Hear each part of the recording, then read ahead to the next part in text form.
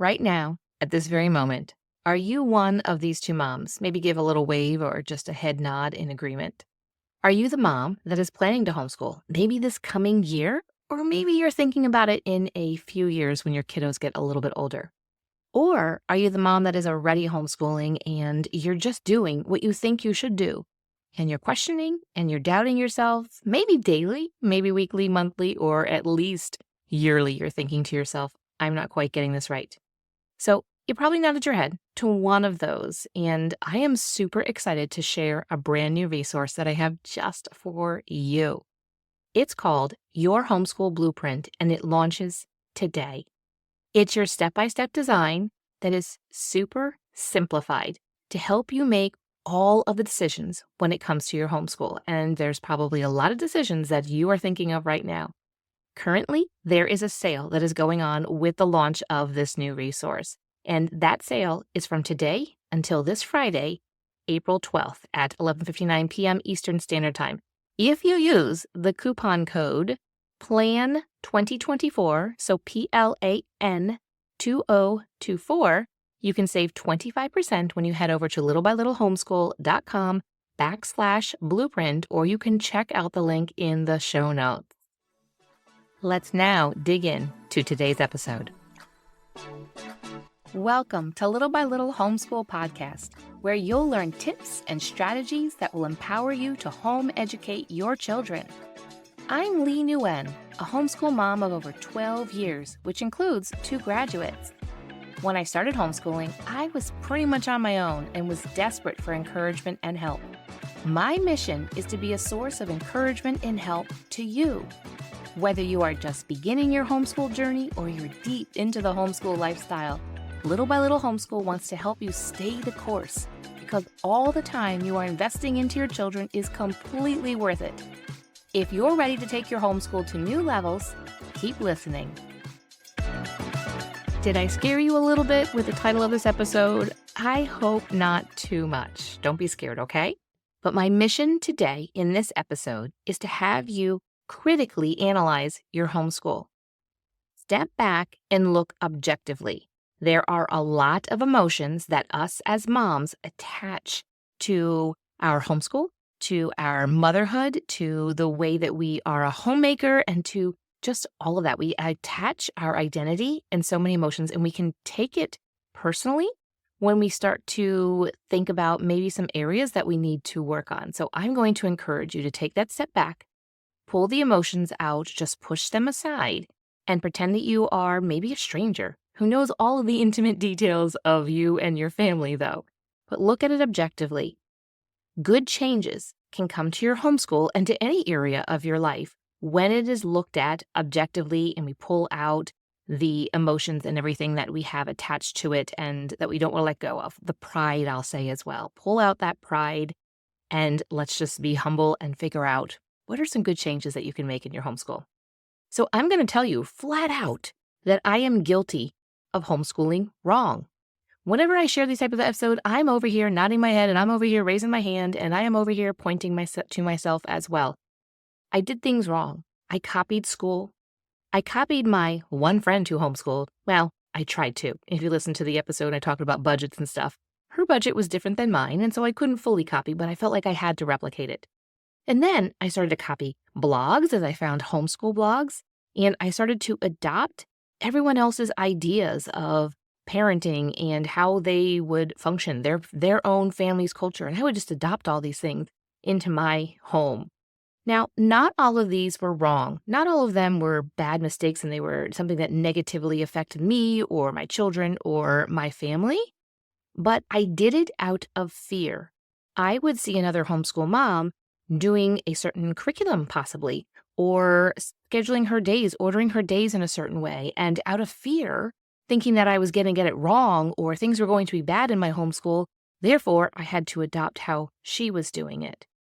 I don't want you to homeschool out of fear. And that is the major point of today's episode. Homeschooling wrong is when we homeschool out of fear or in a defensive pattern, like I was just mentioning in my own story. Just out of a defense, I made decisions. Let's get to the offensive. Let's get to the point where you are making the right decisions for your family now in this season, in this homeschool year, in this maybe even season of year or season of life. I want you to get out of that state of fear of making decisions and the one where you also are just defensive about it and scared also of making the wrong move and therefore making changes of your curriculum or adding things and changing things and adopting different philosophies that don't quite jive with your family.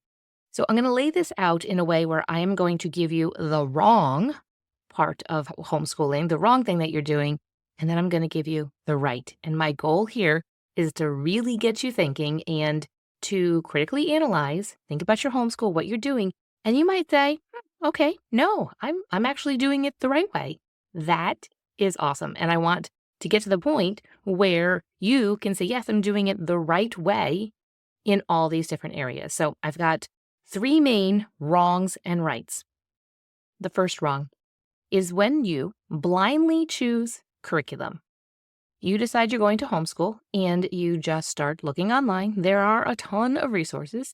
Maybe you head to a used curriculum sale, or you have a homeschool store near you, or you borrow some from friends, or you go to a convention and you just blindly choose curriculum. Like, yeah, this looks pretty good. This looks similar to what my kiddo would have done or had been doing in school. If you, in that case, in that scenario, you're pulling a kiddo from school and bringing them home, but just blindly choosing curriculum, choosing just what you think possibly will work or something that looks familiar and something that is maybe possibly also easy for you to figure out how to use, but just blindly choosing it, not having that foundation, not having really solid reasons and research and knowing what you actually should be looking for. So the opposite of the wrong way of just blindly choosing curriculum, the right is to acknowledge some things.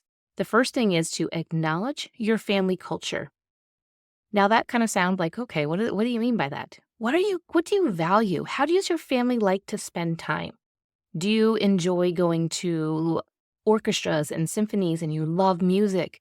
Maybe your family loves poetry and you love great literature.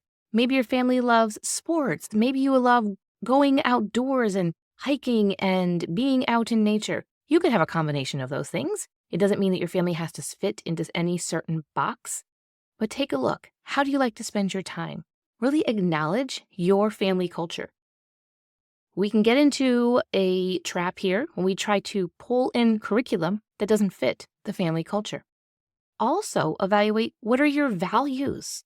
What do you value as a family? How you spend your time, or also what kind of relationships do you value, as well as what is your worldview? How do you view the world?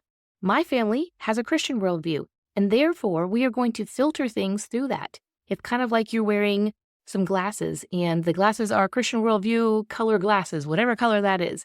And that is how we view the world, and that is how decisions are made when it comes to parenting, especially, and homeschooling, which is kind of all goes together right there. But also, the right way of choosing curriculum and not doing it blindly is to look at your vision for your family. And what are your goals?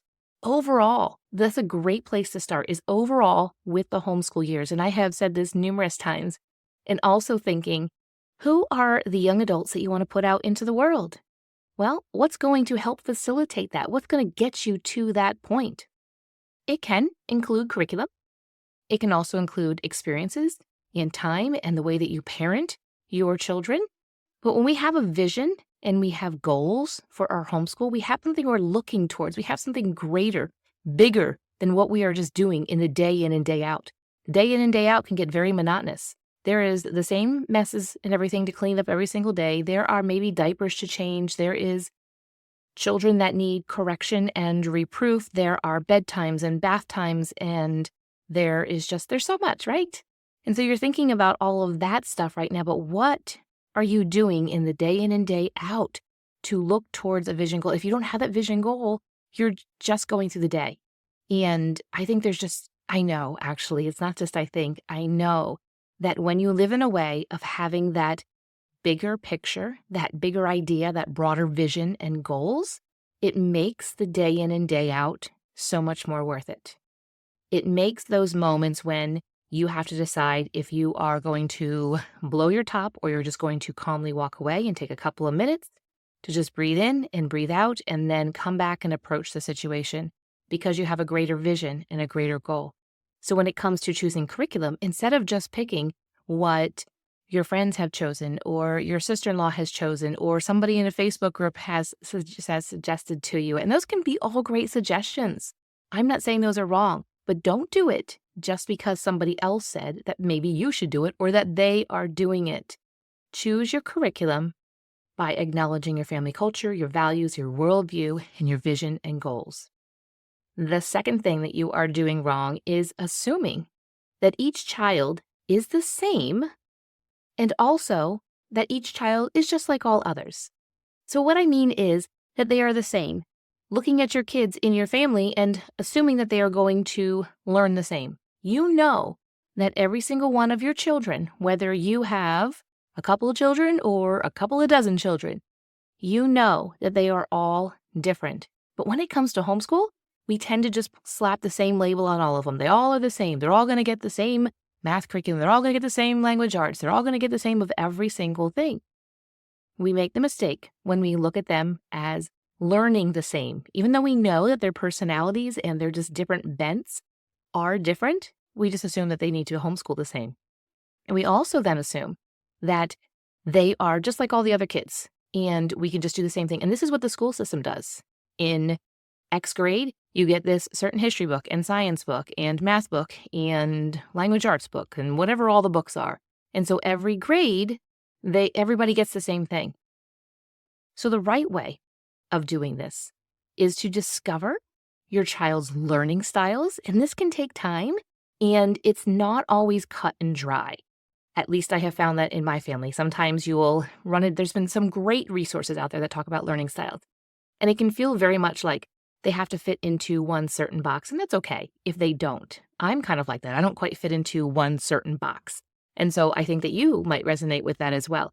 But discovering their learning styles and how can they best absorb information, and we can do that just by observing them and maybe asking some questions, maybe having them narrate back a little bit after they read something or after they watch something or after they do something.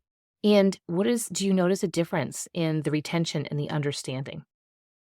Also, the right way of choosing your curriculum and choosing the direction of your homeschool is to consider their personalities. We already discussed. You know the different personalities of your kiddos, and it tends to emerge pretty early in life. And the fun thing is to watch that personality grow and to watch it then mature and to see how God works their personality. And it's just a cool thing of being a parent and watching this is getting a front row seat. But considering their personality and then lean into their likes and dislikes. Now, that doesn't mean that they always get to do everything they like and never have to do something that they dislike. Because I think there's a lot of character building and some shaping of their heart that can come when they do things that they dislike. But understanding going into it that they dislike this. So how can we work through this with them in their dislikes? And then also the right way of doing this is to feed their desire to learn. Again, understanding them and giving them resources and opportunities to learn about the things that they want to learn. A child that loves learning will continue to learn. Also, discover their gifts, their talents, and their abilities. You as the mom are going to start to notice this way earlier than they will. They won't have quite the mature capacity, we'll say, to be able to understand this. But you'll start to see it when they're young, and it might not make quite sense to you. But as they get older, they get to those tween ages, they get to the teens, and then especially as a young adult, you're like, oh yes, I can definitely see your gifts, your talents, and abilities. And we get to show our kids these things. A lot of times, especially teens, will focus on their weaknesses, on the things that they aren't good at, instead of the things that they really are good at, and the things that how God has wired them. And so we get to discover their gifts, their talents, and abilities, and we get to plug them into situations and to opportunities and with people and with curriculum and resources that are really going to help fuel those different gifts, talents, and abilities that they can go out into the world someday when they are older and be able to really take off with it. But that doesn't mean that they can't do those things when they are still in your home as well. It's just that the ultimate what's going to happen is them moving on. And how amazing would it be to launch out of homeschool knowing your gifts, talents, and abilities, and you don't have to spend time going and discovering yourself and finding yourself and figuring out what you like and what you're good at and what your natural bent is. No, mom already did that with you when you were at homeschool. Now we do grow and we mature and we change, and that continues throughout our entire lives, but we have that foundation that we have given them. All right. Are you loving this so far? Are you loving the talk about no longer blindly choosing your curriculum and no longer assuming that each child is the same and that they are like others and that they should be given the same exact resources? Are you loving this so far? I hope so. And I kind of think you are. And if you are, it's all in the Your Homeschool Blueprint, that new resource, the course that is out today. So be sure to head over to the link in the show notes to get in on that, especially with a promo code PLAN2024 so that you can save that 25%. All right, let's get into the last wrong and then right. The last wrong thing that you are doing with your homeschool is approaching your days without a realistic plan. How often does that happen? We have a whole long list. I mean, it can even happen when it comes to choosing curriculum, which you might be doing right about now, and hopefully not blindly. Hopefully I see you over in your homeschool blueprint so that we can get that figured out and you don't go and spend more than your budget allows and purchase things that you don't need and that you don't quite need yet. But we can get so enamored with all of this homeschool curriculum. It just looks like so much fun. I totally get it. I fall into this trap too. But we can purchase way too much that is unrealistic to actually even happen during the day and to even happen during the year.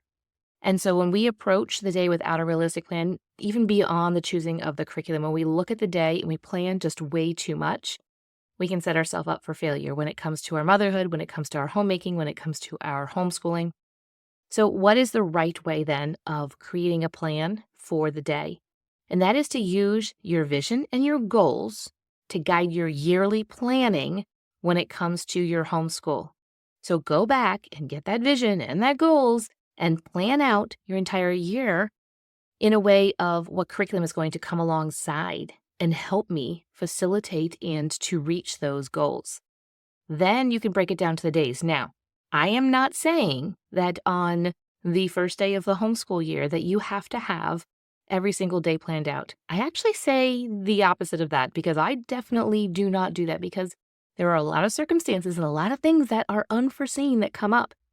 But instead, let's look at the picture of the year and then reverse engineer and come up with what are the days going to look like and then plan accordingly. And then we need to know how to adjust. We have to continuously adjust. You might have a great week of homeschool planned. On Sunday, you get everything figured out. You take a look at everything. You're like, yes, it's going to be a good week. I've got the week figured out. I know where we need to be when.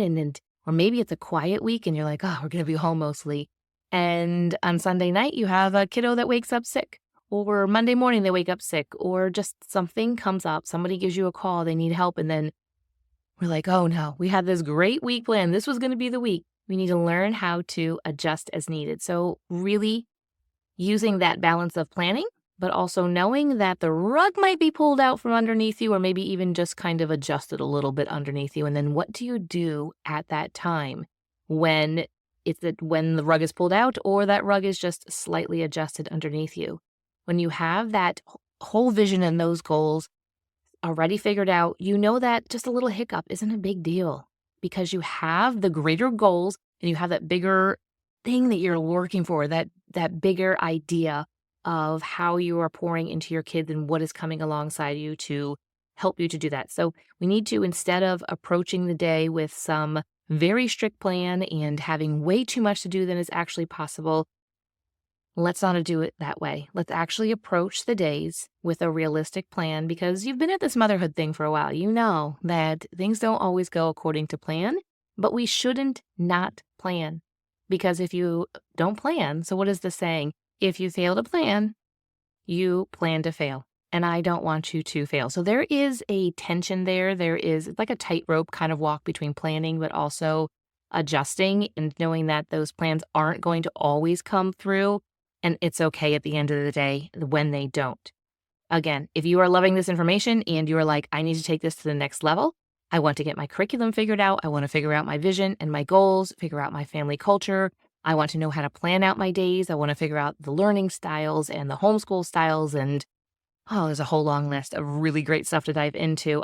I encourage you to go check out your homeschool blueprint over at littlebylittleHomeschool.com/blueprint. But remember, you can save 25% this week only during the launch of this resource. Save the 25% by using coupon code PLAN2024, and you have until this Friday at 11:59 p.m. Eastern Standard Time, and this Friday is Friday, April 12th. So I hope to see you over there, as well as right back here on the podcast on Thursday.